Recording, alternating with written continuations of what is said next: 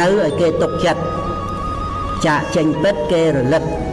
យ៉ាងទៀតនៅឲ្យគេស្រឡាញ់លុះចាក់ចេញគេអាឡ័យ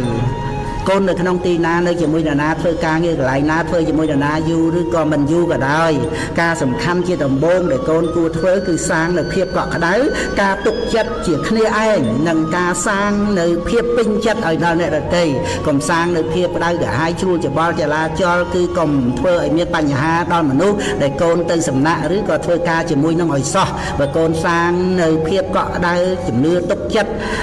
ឲ្យដល់អ្នកដទៃកូននឹងរស់នៅមានកិត្តិយសណាមានច្រើនសត្វតែជាអ្នកស្រឡាញ់ចូលចិត្តដែលសម្បូរមិត្តខ្សត់សត្រូវទុយមកវិញបើកូនសាងបញ្ហាគឺការក្តៅក្រហាយឲ្យដល់គេកូន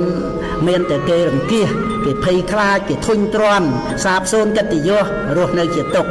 វិធីសាងនៅភាពកក់ក្តៅការពេញចិត្តនិងការទុកចិត្តនោះគឺថាចេះលះបង់មិនឃើញតែពីខ្លួនឯងនិយាយស្ដីឲ្យល្អចេះជួយទុក្ខតរៈអ្នកដទៃជាគ្នាឯងជាមួយនឹងមនុស្សគ្រប់គ្នាមានកិរិយាមារយាទរៀបសាររៀបរយឆ្លូតបូតត្រឹមត្រូវមិនប្រកាន់ខ្លួននិងមិនអួតខ្លួនគឺជាការរក្សាជានិច្ចនៅសម្បត្តិល្អរបស់មនុស្ស